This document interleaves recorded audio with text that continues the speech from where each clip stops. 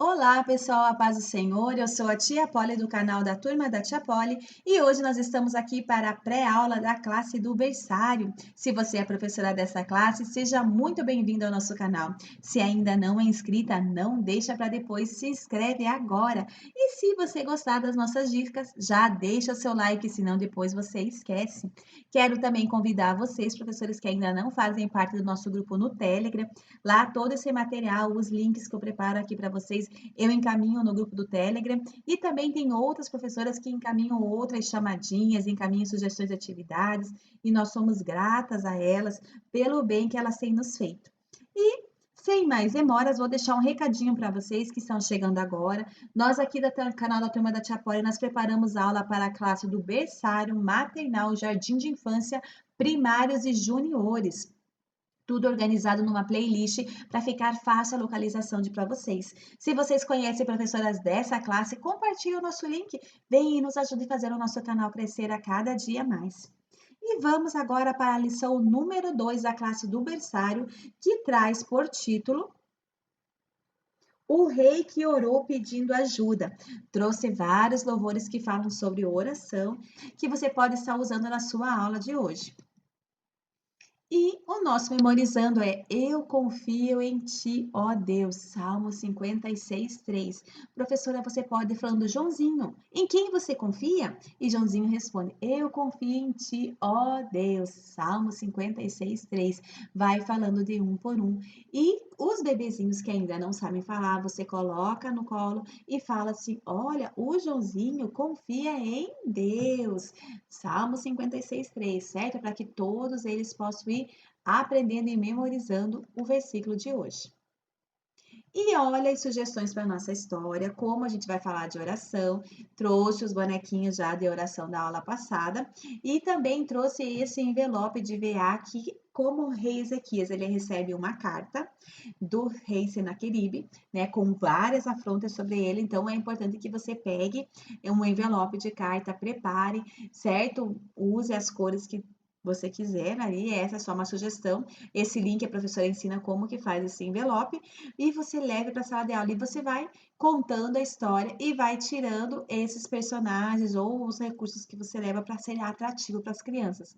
Eu gosto muito de fantoche para essa idade. Então, tem aqueles fantochinhos que a gente já ensinou, os fantochinhos de mão. Se você, professora, tem aquele fantochinho da caixinha de leite, tem vários recursos de fantoche que você pode fazer. Tem aqueles fantoches que eles fazem de meia, tem os bonequinhos de fantoche mesmo, mas use fantoche porque deixa mais atrativo. As crianças ficam assim, né, a boquinha aberta, olhando e aprendendo a palavra do Senhor. E o que ressaltar na história de hoje? Eles são pequenininhos, então você vai ter que fazer isso de uma forma muito breve, mas para vocês eu vou dar uma aprofundada, porque aí quanto mais vocês têm conhecimento, melhor é para vocês poderem adaptar esse conhecimento para as crianças, certo? Então, primeira coisa que aconteceu com Ezequias, ele tomou conhecimento do que afligia ele. Certo? Às vezes a gente tá sofrendo com antecedência, tá desesperado, a gente não sabe o que está acontecendo e a gente vai deduzindo que o negócio é grande e vai sofrendo sem ter a dimensão daquilo. Mas ele não, ele tomou conhecimento do que estava acontecendo, ele leu aquela carta e na hora, ao invés de ele se desesperar, o que que ele fez? Ele foi já apresentou diretamente a Deus. Ele chegou no templo, ergueu aquilo lá e falou: Ó, Senhor, a situação é assim. E apresentou a Deus toda a aflição dele, tudo que estava naquele momento, né, querendo tirar a paz dele. E aí, ele iniciou a oração mostrando que ele sabia com quem ele estava falando. Ele começa a mostrar o quão grande Deus era. Ezequias ele não foi lá orando, ai meu pai, se o senhor puder fazer isso por mim, se o senhor tiver misericórdia. Ele falou, não, ele chega falando assim, o senhor fez isso, e vai falando tudo que Deus fez. Quer dizer o quê? Mostra que ele conhecia o Deus com quem ele estava se relacionando. Ele conhecia o poder de Deus, e isso faz com que ele tenha tomado as outras atitudes. Ele quis saber com quem que ele estava brigando, o que é que estava afligindo ele. E ele, na hora, ele já vai assim, eu sei quem é que pode com ele, porque eu realmente não posso com esse exército enorme, eu não posso com esses homens armados desse jeito, mas ele sabia quem podia. E ele chega e mostra assim, o senhor fez isso, aquilo, aquele outro, então o senhor tem poder contra esse exército.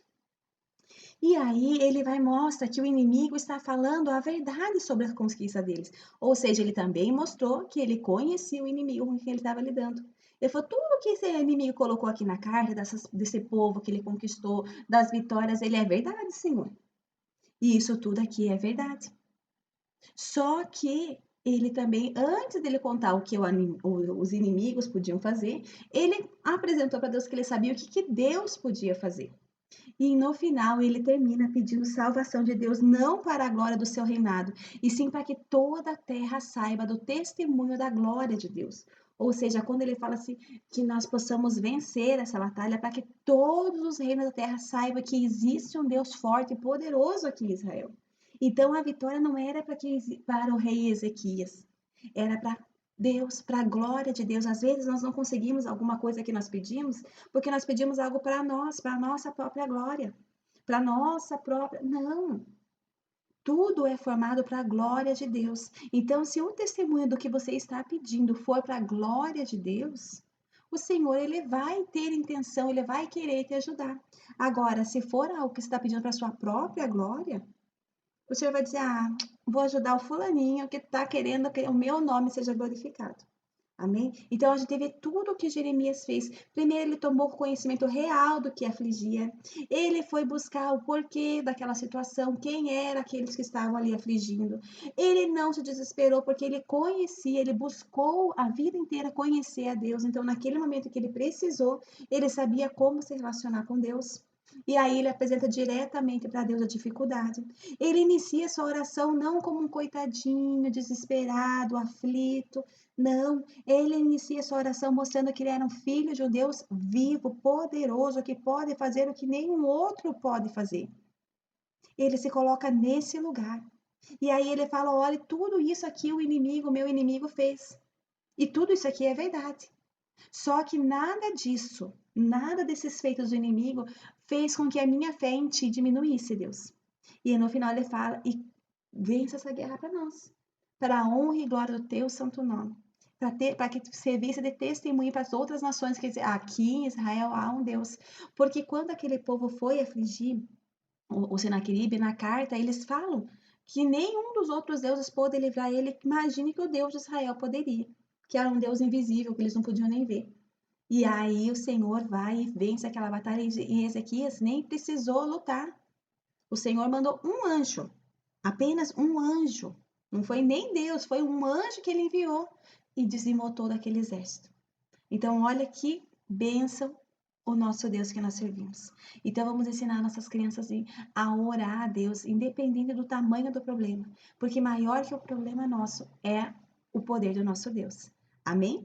E para finalizar a aula de hoje, eu trago como sugestões para vocês também uma carta. Apresento primeiro, né? Orem com as crianças. Lembra da semana passada que cada um ia pedir ali, fazer um pedido de oração, cada família. Então, comece já orando, falando: ó Senhor, assim como Ezequias apresentou a Ti a angústia, a oração, o que ele precisava, nós também estamos apresentando a Ti todos esses pedidos de oração.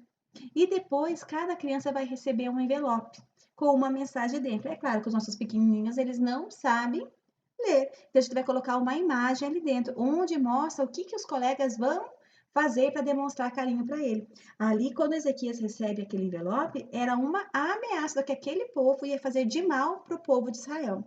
Aqui é ao contrário. Aqui eles vão receber uma carta dizendo o que o coleguinha vai fazer para ele. Então, cada um vai receber a sua carta e vai entregar para um amiguinho. Quando aquele amiguinho lê, o amiguinho que deu a carta vai ter que fazer o que está mostrando na imagem. Ou vai dar um abraço, ou vai dar um carinho no rosto, ou vai dar um beijinho no rosto, ou vai fazer uma coceguinha, ou vai fazer um carinho no cabelo, vai fazer uma massagem, enfim, use a criatividade de vocês, porque como eu sempre falo, é muito importante o toque nessa fase, dessa faixa etária. A criança precisa se sentir seguro, se sentir querido, se sentir amado, e nada melhor que o toque para a criança ter esse sentimento. Porque falando, ah, eu amo você, para a criança nessa fase não tem tanto significado quanto demonstrando esse amor. em ações, certo?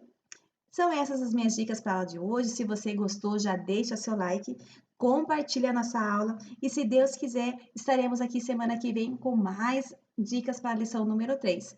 Que Deus abençoe vocês e até a próxima. Tchau, tchau!